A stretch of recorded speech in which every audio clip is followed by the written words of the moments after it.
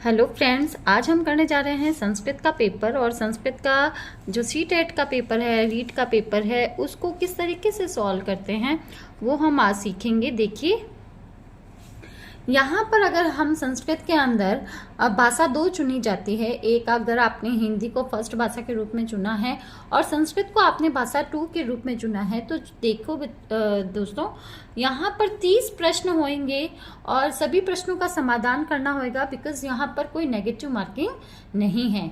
यहाँ पर देखिए, यह भाषा अध्यापनीया सा तस्या माध्यमेन बोधनीया भवति, अत्र कः भाषा शिक्षण विधि प्रयुक्तः। देखिए, यहाँ पर संस्कृत पेडागोजी, संस्कृत शिक्षण विधि, संस्कृत टीचिंग मेथड के भी 15 प्रश्न होंगे, जिनको आप बहुत आसानी से समाधान कर सकते हैं। पहला प्रश्न है, जिस भाषा का अध्ययन उसी भाषा के अंदर करवाना, मतलब यह भाषा अध्यापना, जो भाषा पढ़ाई जाती है उसका उसी माध्यम में बोध करवाना, उसको उसी माध्यम में पढ़ाना। मीन्स अगर हम संस्कृत पढ़ा रहे हैं तो संस्कृत को संस्कृत में ही पढ़ाना, इंग्लिश पढ़ा रहे हैं तो उसको इंग्लिश को इंग्लिश में ही पढ़ाना, हिंदी पढ़ा रहे हैं तो हिंदी को हिंदी में ही पढ़ाना। तो मतलब भाषा का जो नॉलेज है, अगर वो भाषा उसी भाषा में ही पढ़ाई जा रही है तो वो भाषा की कौन सी विधि कहलाती है? वो भाषा की प्रत्यक्ष विधि कहलाती है। इसको डायरेक्ट मेथड भी कहते हैं। डायरेक्ट मेथड के अंदर जिस भाषा का हम नॉलेज करवा रहे हैं बच्चे को, हम उसे उसी भाषा में सिखाए। यानी कि अभी जैसे मैंने इसका हिंदी में अनुवाद करके बताया है, ऐसा नहीं, मतलब एक्सप्लेनेशन भी आपका संस्कृत में ही होना चाहिए, तो वो कहलाता है डायरेक्ट मेथड या फिर प्रत्यक्ष विधि। भाषायाः प्राथमिक कौशलम अस्ति। भाषा का प्राथमिक कौशल क्या है? देखिए, किसी भी भाषा के 4 कौशल होते हैं। भाषा के कितने कौशल होते हैं? 4 कौशल होते हैं। LSRW के माध्यम से आप सीख सकते हैं। L का मतलब हो गया लिसन, S का मतलब हो गया स्पीक, R का मतलब हो गया रीडिंग और W का मतलब हो गया राइटिंग।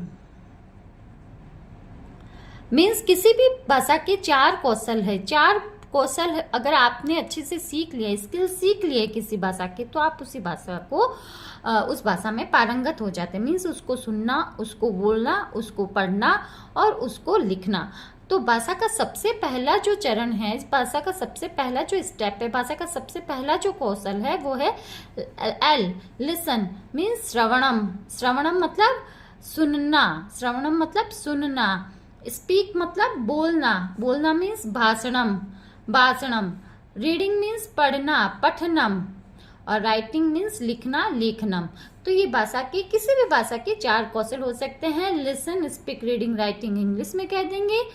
बोलना, पढ़ना और बोलना, भाषण करना, पढ़ना और लिखना हिंदी में कह देंगे। श्रवणम, भाषणम, पठनम, लेखना हिंदी और संस्कृत में कह देंगे इसे।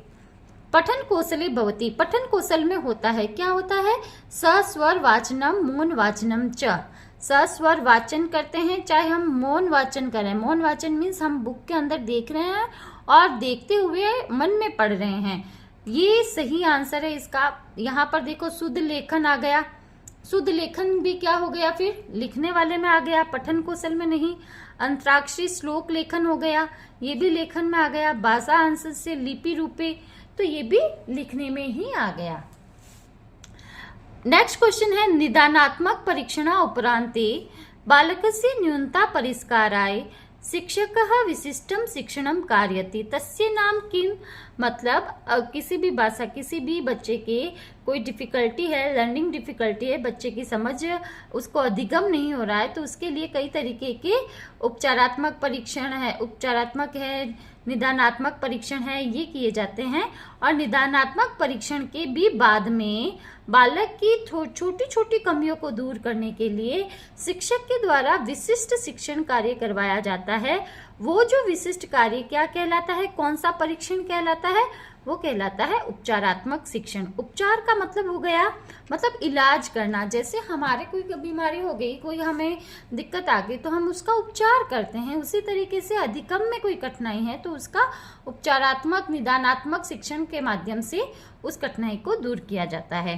बालकस्य मूल्यांकनम भवति, बालक का मूल्यांकन किस प्रकार से होता है, मतलब किसी भी जैसे सीबीएसई माध्यम में अलग तरीके से मूल्यांकन मेथड है, वहाँ साल में पहले 6 सेमेस्टर हुआ करते थे और अब वहाँ पर 4 हो गए है ना, 2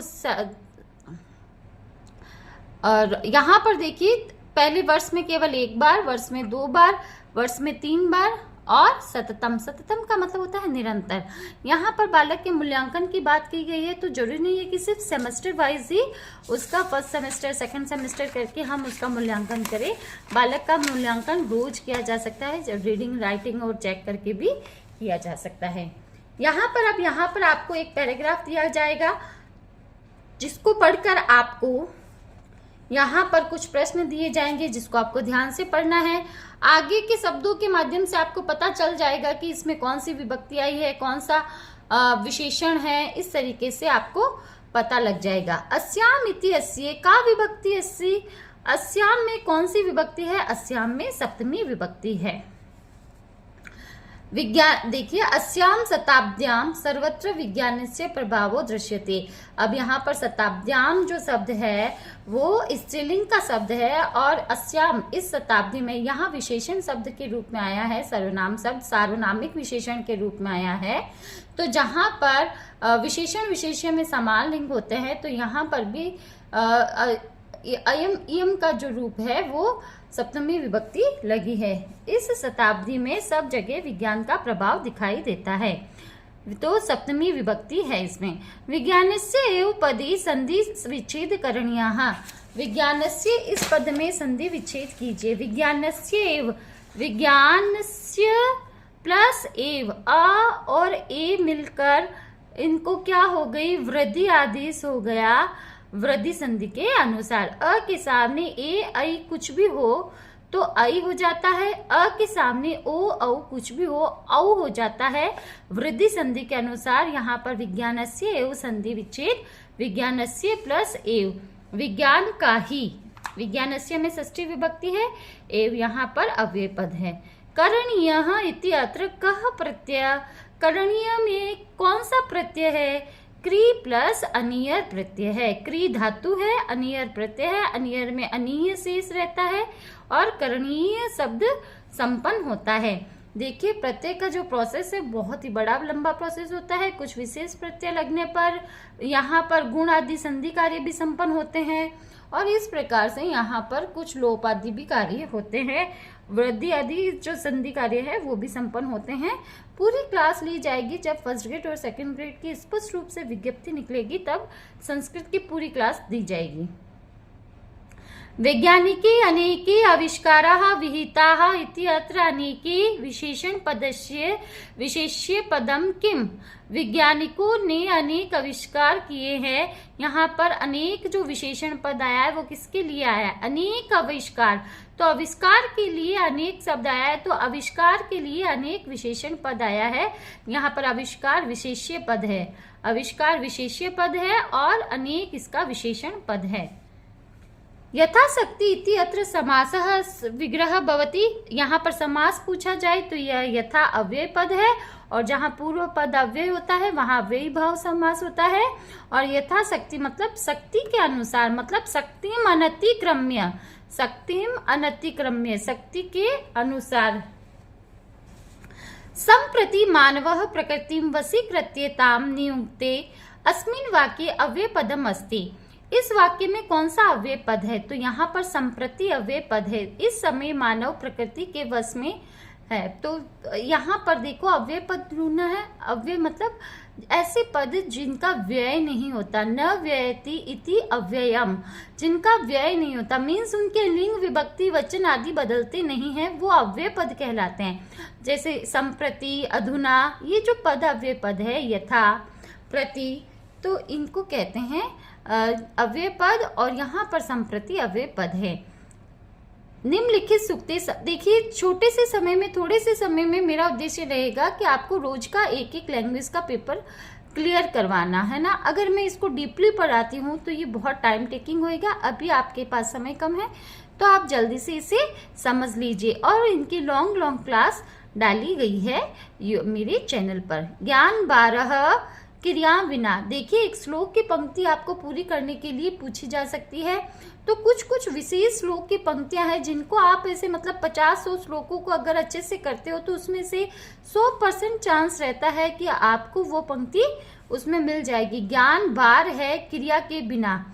ज्ञान मतलब अगर आप नॉलेज है आपके पास और आप उसको अप्लाई नहीं कर रहे, उसके आप क्रिया नहीं कर रहे उसके ऊपर, तो वो आपका भार हो जाता है। अष्टाविंशति संख्या है किसके लिए है? अष्टाविंशति 28 के लिए है। देखिए, जो इंग्लिश के अंदर तो हम क्या लिखते हैं इसे 28, लेकिन इंग्लिश यहाँ पर आप 20 अष्ट नहीं करके अष्टाविंशति लिखा जाता है। उसी तरीके से नवविंशति, एकविंशति, द्वाविंशति इस तरीके से लिखा जाता है। आगे चलते हैं। देखिए, विद्यालय सुरक्षा नियमान पालयिष्यामः। विद्यालय में सुरक्षा नियमों का पालन किया जाएगा। रेखांकित पदे लकारः अस्ति पालयिष्यामः। जहां पर श दिख जाए 100% बात है कि वो लिट लकार का ही उदाहरण हो सकता है। धनवान इति अस्मिन् पदे प्रत्ययः अस्ति। तो धनवान के अंदर देखिए, धन शब्द है, शब्दों के साथ लगने वाले प्रत्यय तद्धित प्रत्यय होते हैं, और मतुप जो है वो एक तद्धित प्रत्यय है। और सत्रिशानस्य ये तो धातु के कृत प्रत्यय हो गई, और इक्त इक्तवतु निष्ठा ये भी कृत प्रत्यय हो गया। यहाँ पर मतु जो मतुप है, मतुप में मत शीर्ष रहता है और विशेष पदों में इसको वत आदेश हो जाता है। और धनवत और धनवान, इसके जो रूप होते हैं वो तीनों लिंगों में चलते हैं, पुल्लिंग, स्त्रीलिंग और नपुंसकलिंग। जैसे धनवत, धनवती और धनवान, है ना। तो इस प्रकार से पुल्लिंग, स्त्रीलिंग, नपुंसकलिंग तीनों रूपों में मतु प्रत्यय से बने हुए शब्दों के रूप चलते हैं।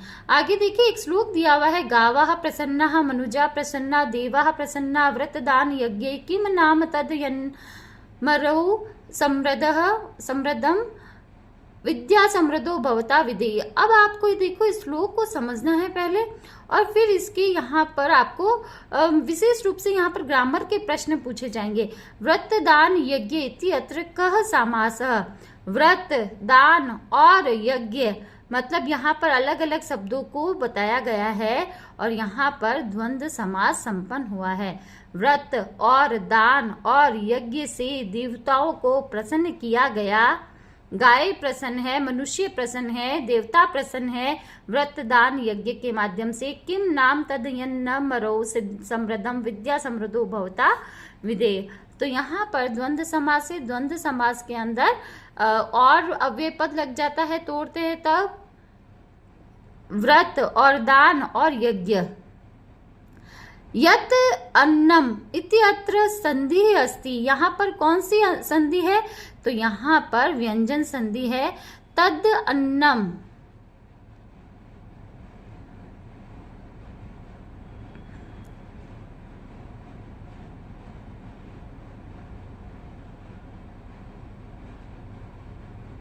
यहाँ पर व्यंजन संधि संपन्न हुई है। और प्रसन्नः इत्यत्र कहा प्रत्यय प्रयुक्तः इक्तः।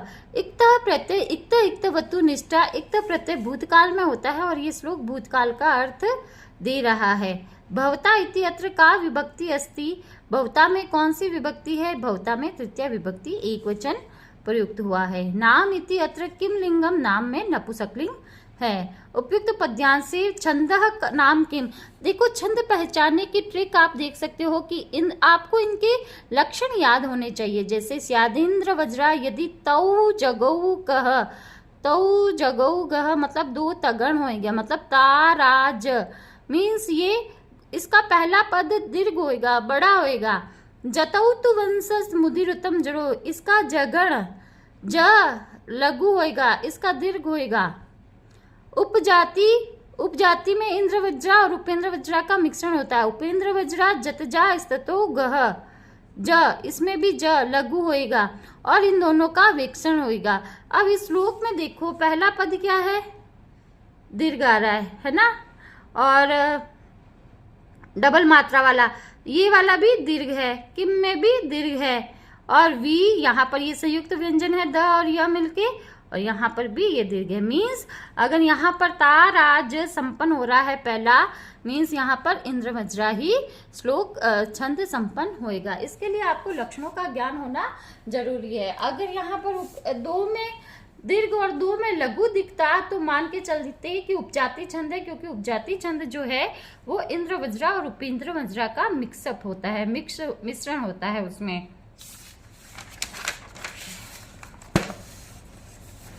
वर्णमाला विधि ही शिक्षण विधि ही वाक्य शिक्षण विधि ही इति त्रयो विधेयः सन्ति। वर्णमाला विधि, शब्द शिक्षण विधि, ये सब किस प्रकार की विद्या है, तो ये वाचन शिक्षण की विद्या, मीन्स बोलने का शिक्षण देने के लिए वर्णमाला, शब्दों का ज्ञान, वाक्यों का ज्ञान करवाया जाता है। श्रवण, स्मरण और चिंतन नहीं, वाचन शिक्षण।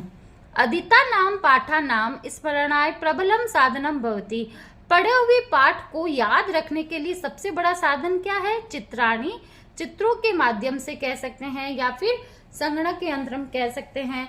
पढ़े हुए को लंबे समय तक याद रखना, मतलब हम प्रोजेक्ट वर्क के माध्यम से, कंप्यूटर के माध्यम से भी हम इसे याद रख सकते हैं ज्यादा लंबे समय तक, क्योंकि उसमें ऑडियो विजुअल होता है और माना जाता है कि ऑडियो विजुअल जो कंटेंट अगर समझा गया है किसी बच्चे के द्वारा, जैसे हम एक कहानी है उसे लंबे समय तक पढ़ सकते हैं, लंबे समय तक उसे समझ सकते हैं, उसे याद रख सकते हैं। अगर हम कोई फिल्म देख कर आ रहे हैं ऑडियो विजुअल के माध्यम से, तो वो हमें लंबे समय तक हमारे दिमाग में रहती है, अगर हम उसे इस हॉल में देख कर आते हैं। तो उसी प्रकार से पढ़े हुए पाठ को लंबे समय तक याद रखने का प्रबल साधन क्या हो सकता है, कंप्यूटर हो सकता है। यत्र प्रश्नेषु द्वौ स्तंभो निर्मीयते, जहां पर प्रश्नों के लिए दो स्तंभ खंड अ खंड ख निर्मित किया जाता है, और एक स्तंभ में एक तथ्य होता है, दूसरे में दूसरे तथ्य होते हैं, और दोनों तथ्यों में परस्पर संबंध करवाना होता है, तो वो किस में होता है, मैचअप्स में होता है, मेलनम में होता है। कस्याम परीक्षायाम ग्रंथस्य कामपि समस्यां प्रस्तुति करते तस्याम छात्रा तर्क वितर्केण स्वविचारान् प्रकटयन्ति। किस परीक्षा में जो बच्चे होते हैं, बालक होते हैं, छात्र होते हैं, वो तर्क वितर्क के माध्यम से अपने विचारों को प्रकट करते हैं। तो एक तो डिबेट हो सकता है, लेकिन यहाँ पर डिबेट जैसा कुछ भी नहीं है, शास्त्रार्थ परीक्षा, जिससे जो प्राचीन काल में शास्त्रार्थ परीक्षा होती थी वो एक तरीके की डिबेट ही होता था, जिसमें एक शास्त्र पर चर्चा करता था, दूसरा उसकी विशेषता पर बल देता था, दूसरा किसी और शास्त्र के ऊपर बल देता था। इस प्रकार से शास्त्रार्थ परीक्षा होती थी, जिसमें छात्र तर्क वितर्क करके अपने विचारों को प्रस्तुत करते थे। प्राचीन विधिना शिक्षा आरंभ कस्मात् परम भवति स्म। प्राचीन विधि शिक्षा आरंभ किस संस्कार के बाद में शुरू होती थी, उपनयन संस्कार के बाद में। उपनयन संस्कार को वो संस्कार कहलाता है जब बालक को उसके गुरु के समीप भेजा जाता है। उपनयन, उप का मतलब हो गया समीप, किसके समीप भेजा जाना, गुरु के समीप भेजा जाना। मुझे फल अच्छा लगता है इति वाक्य से संस्कृत अनुवादम कुर्वत। मुझे फल अच्छा लगता है, अच्छा लगना रुच धातु के योग में चतुर्थी विभक्ति होती है, उपपद विभक्ति हो गई यहाँ पर, और मह्यम में चतुर्थी विभक्ति है, मह्यम फलम रोचते, मुझे फल अच्छे लगते हैं। ऋतु लसा नाम दंताहा।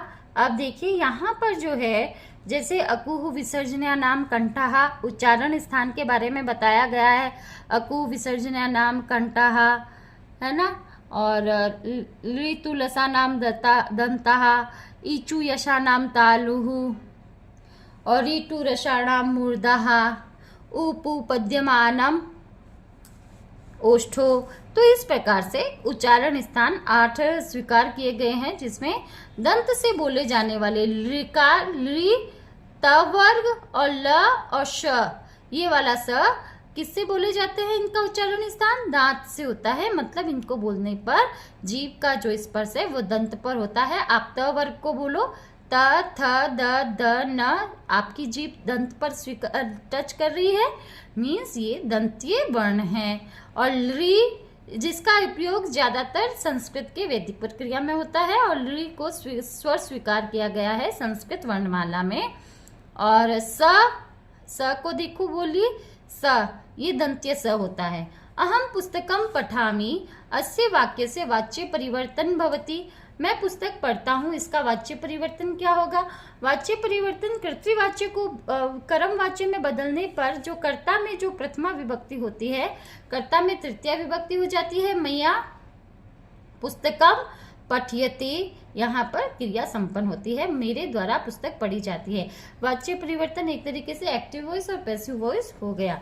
वाक्यम इदम संशोधित, नगरेण परितः क्षेत्राणि सन्ति। अब यहाँ पर भी उपपद विभक्ति का प्रयोग हुआ है। अभितः परितः समया निक्सा हा प्रतियोगी अपि द्वितीय विभक्ति भवति। अब नगरेण यहाँ पर तृतीय विभक्ति कर दी। नगर के चारों ओर क्या है? खेत है, तो यहाँ पर नगरम परितः क्षेत्राणि सन्ति द्वितीय विभक्ति होएगी, उपपद विभक्ति होएगी। तो इस प्रकार से अब यहाँ पर उर्दू का पेपर आ गया भाषा के रूप में। हमने यहाँ पर संस्कृत को अगर आप भाषा 2 के रूप में चुनते हैं तो इस पेपर को हमने संपन्न किया। आगे भी मैं इसी तरीके के पेपर्स आपके सामने सॉल्व करती रहूँगी। आपको अगर ये वीडियोस पसंद आ रहे हैं तो आप चैनल को लाइक और सब्सक्राइब ज़रूर करें। धन्यवाद।